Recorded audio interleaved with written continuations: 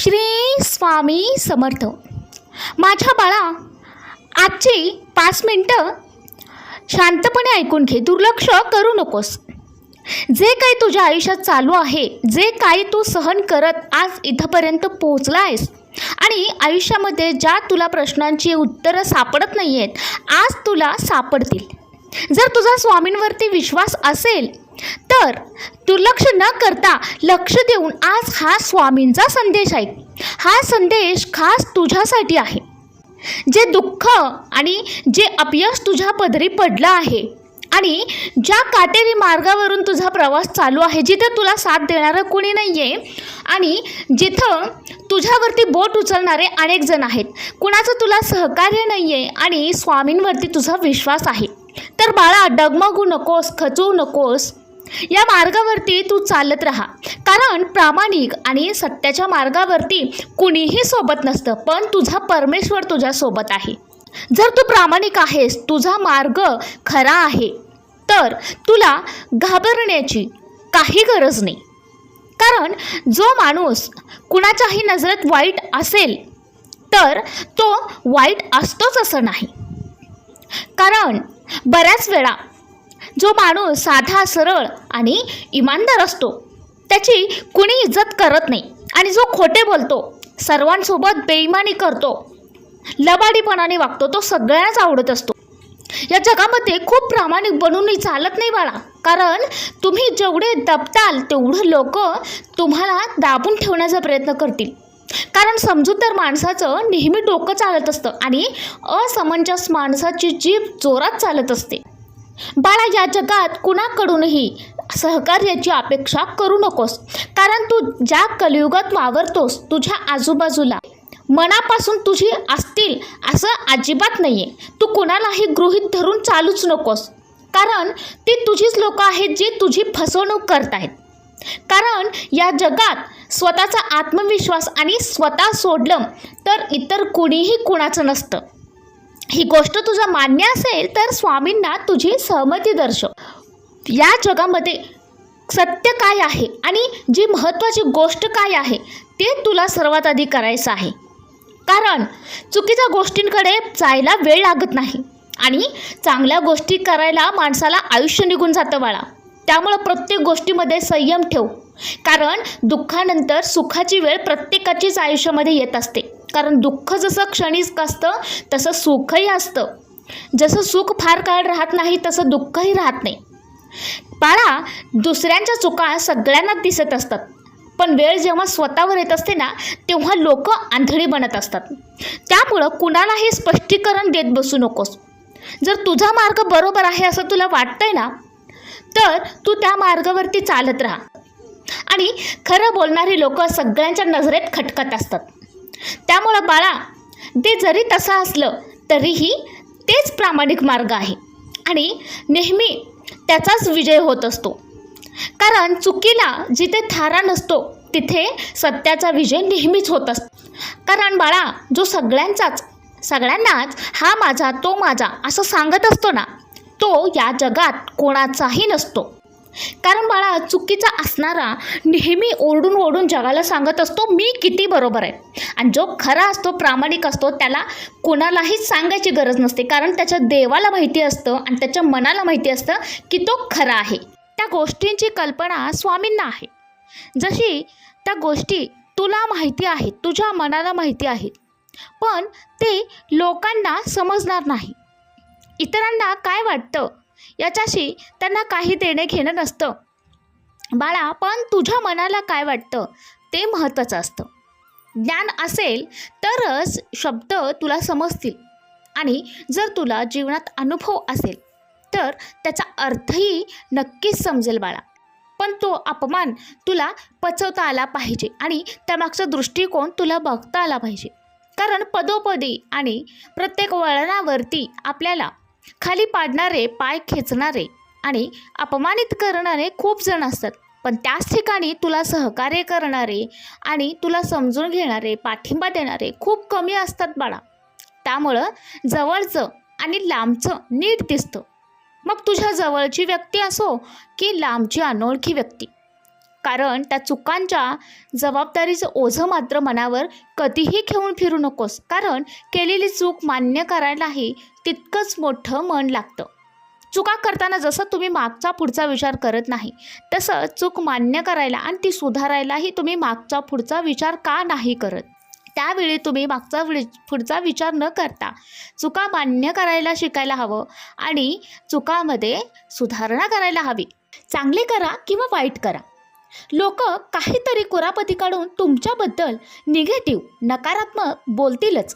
त्यामुळं इथे लोकांच्या मताला जास्त महत्त्व देऊ नका. ज्या लोकांना फक्त गरज असताना तुमची आठवण येत असेल तर तुम्ही वाईट वाटून घेऊ नका. जी योग्य लोक आहेत ती स्वतःहून तुमच्या आयुष्यामध्ये येतील आणि तुम्हाला कायमस्वरूपी तुमच्यासोबत राहतील. तुम्ही इतर लोकांना खुश करायचा प्रयत्न करूच नका. तुम्ही जसे आहात तसेच राहा. स्वतःच्या कामावर विश्वास ठेवा, प्रयत्न करा आणि कठोर परिश्रम करून कष्ट करत राहा. तुम्ही अशा लोकांपासून नेहमी लांब राहण्याचा प्रयत्न करा आणि लांब राहा जे कधीही त्यांची स्वतःची चूक कबूल करत नाहीत, मान्य करत नाहीत आणि प्रत्येक चुकीला तुम्हाला जबाबदार धरतात. तुम्ही कितीही समजावून सांगण्याचा प्रयत्न केला तरीही त्यांना काही फरक पडत नाही. ते स्वतःचं म्हणणं मान्य करतात आणि त्यांच्या म्हणण्यानुसारच वागतात. तर तुम्ही त्या व्यक्तीचा, त्या लोकांचा विचार करणं सोडून द्या. स्वामी नेहमी सांगतात, नेहमी तुम्हाला संदेश देतात. जेव्हा गोष्टी समस्येपलीकडे जातात, समजावण्या पलीकडे जातात आणि मर्यादा ओलांडतात, त्यावेळी आपण तिथेच थांबायचं. त्या गोष्टीचा जास्त त्रास करून घ्यायचा नाही किंवा अतिरेकही करून घ्यायचा नाही. तो दुःखात असताना, त्रासात असताना, अडचणीत असताना कुठलंही महत्त्वपूर्ण निर्णय घेऊ नकोस मुला. तर शांत राहून विचार करूनच मग तो पर्याय निवड. ते शांत राहून विचारपूर्वकच कर. जेव्हा तुझं मन दुःखी असेल तेव्हा जास्त रडू नकोस. त्यामुळं तुझ्या आरोग्यावर परिणाम होणार आहे. कितीही दुःख झालं तरी व्यसनाच्या किंवा कोणत्याही नशेच्या आहारी मुळीच जाऊ नकोस. ज्या व्यक्तीजवळ तुम्ही तुमचं दुःख व्यक्त करताय ती आपल्याला समजून घेते की नाही किंवा त्या समोरच्या व्यक्तीवर तुम्ही अवलंबून असता. कारण त्या फक्त गोष्टी सांगायच्या असतात. कुणी कुणाचं दुःख समजून घेऊ शकत नाही, हेच अंतिम सत्य आहे. या दुःखातून फक्त आणि फक्त तुम्ही स्वतःच खंबीरपणे बाहेर येऊ शकता. कारण तुम्ही ज्यांच्यासमोर तुमचं दुःख व्यक्त करता, तुमच्या अडचणी सांगत असता, याची खात्री तुम्ही देऊ शकता की ती व्यक्ती तुम्हाला मदत करेल किंवा तुमचं दुःख समजून घेईल. तर मुळीच असं अजिबात नाही आहे मुलांनो. स्वामी नेहमी सांगतात, स्वामींचा संदेश तुम्ही लक्षपूर्वक ऐकला असाल. तुला नेहमी स्वतःच खंबीर राहायचं आहे आणि स्वतःवर विश्वास ठेवायचा आहे, तुझ्या देवावर विश्वास ठेवायचा आहे. माझ्या मुला, ज्या युगात तू वावरतोयस तिथं तुझ्या सहकार्य करतील आणि तुला समजून घेतील अशी लोक तुला फार कमी भेटतील. वळणावळणावर प्रत्येक मार्गावरती तुला असेच लोक दिसतील जे तुझं दुःख ऐकतील आणि हसून इतरांना सांगतील. दुःखात असताना तू सकारात्मकतेसाठी तुझ्या आवडीने तुझ्या देवाचा आपली श्रद्धा मनापासून कर आणि त्या देवाचा जप कर, तुझ्या स्वामींचा जप कर. नकारात्मक गोष्टींपासून नेहमी दूर राहा. ज्या गोष्टींमुळं तुझ्या आरोग्यावरती परिणाम होईल असं काही करू नकोस माझ्या मुला. जितका तू जास्त सकारात्मक विचार करेल तितकं तुझं आयुष्य चांगलं असणार आहे बाळा. देव त्याचं कर्तव्य अगदी चोखपणे पार पाडत असतो. आपल्याला नक्की काय करायला हवं, आपण कुठे चुकतो आहोत याचा विचार करून आपणच आपल्यात बदल घडवून आणला पाहिजे. आणि देवाला तीच गोष्ट मान्य आहे. देवाला कोणताही दिखावा नको आहे. देवाला कोणताही श्रीमंतीपणा नको आहे. सगळं काही देवासमोर एक समान आहे. मनापासून केलेली भक्ती, मनापासून केलेली श्रद्धा देवाला मनापासून प्रिय आहे. आणि तोच बाळ, तोच व्यक्ती देवाच्या अगदी जवळ आहे. जसं की तू माझं स्वामींचं बाळ आहे. तुझी नकारात्मकता आत्ताच सोडून दे. तुझ्या मनाला फ्रेश कर आणि हा स्वामी संदेश ऐकल्यानंतर तू मला तुझी सहमती दर्शव. स्वामींच्या विचारामध्ये लीन होऊन तू स्वामींचे विचार स्वतःमध्ये आत्मसात केलेस आणि स्वामींनी सांगितलेल्या मार्गावरती तू चालायला तयार आहेस असं तुझी सहमती दर्शव. माझ्या मुला, नेहमी लक्षात ठेव, हे कलियुग आहे. आजचा वेळ खूप बदललेला आहे, आजचा काळ खूप बदललेला आहे. इथे आपल्याच लोकांचा आपल्यावर विश्वास नाही आहे. विश्वास हा चौकशी करून ठेवला जातो. माझ्या मुला, या कलियुगामध्ये जी आपली माणसं चौकशी करतात ती माणसं तुझ्या जवळची असतात, आणि जी माणसं आपल्या चौकशा करतात ती माणसं कधीच तुझी नसतात. बाळा, दुःखाचा विचार करत बसलास की समोरचं तुला आलेलं सुख पण डोळ्यांना दिसणार नाही. त्यामुळं सुख आणि दुःख हे माणसाच्या परिस्थितीपेक्षा तुझ्या मनस्थितीवर जास्त अवलंबून आहे.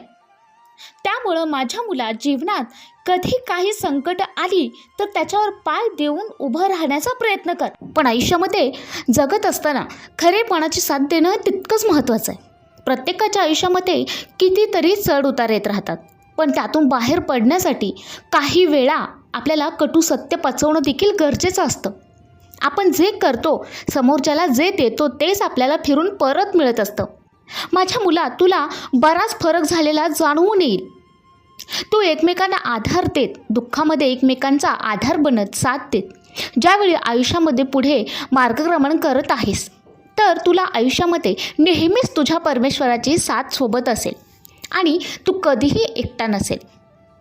आजच्या कलियुगामध्ये तुझ्या आजूबाजूला असे अनेक लोक आहेत जे त्यांच्या ध्येयापर्यंत पोहोचू शकत नाहीत, पण तुमच्या ध्येयापर्यंत पोहोचण्यासाठी तुम्हाला त्यांनी मदतही केलेली नसते किंवा तुम्हाला अपेक्षित सहकार्य केलेलं नसतं, आणि तू अपेक्षाही त्या लोकांकडून न केलेली बरं.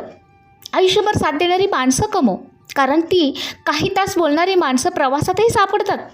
कारण मनाने नाते जुळलेली हे आयुष्यभर टिकून राहतात. आपलेपणा माझ्या मुला सगळेच दाखवतात, पण मनाने आपलेपणा व्यक्त करणारी आपली खरी व्यक्ती कोण आहे ती वेळच सांगत असते. तुझ्या आजूबाजूला तुझी आपली वाटणारी लोक ती फक्त दिसायला नावापुरते असणार आहेत. खरी तर ते लोक तुझ्या मनापासून तुझी नसणार आहेत. पाणी धावते म्हणून त्याला मार्ग सापडत असतो, त्याचप्रमाणे जो व्यक्ती प्रयत्न करतो तो यशासाठी त्याला नक्कीच मार्ग सापडत असतो. माझ्या मुला, सगळ्या व्यक्तींना समान कौशल्य मिळतंच असं नाही आहे, पण आपल्याकडे नाही आहे ते कौशल्य निर्माण करणं देखील फार महत्त्वाचं असतं. आणि तुझं आयुष्य इतकं छान आणि सुंदर बनव की निराश झालेल्या व्यक्तीला तुला पाहून जगण्याची इच्छा त्याच्यामध्ये निर्माण होईल. लोकांना वाटतं की तुम्ही चांगलं करावं, परंतु हे देखील सत्य आहे, त्यांच्यापेक्षा चांगलं करावं हे त्यांना मान्य नसतं. पाणी धावतं म्हणून त्याला मार्ग सापडत असतो, त्याचप्रमाणे तू तुझ्या आयुष्यामध्ये सतत धावत राहा, तुला तुझ्या यशाचा मार्ग नक्की सापडेल.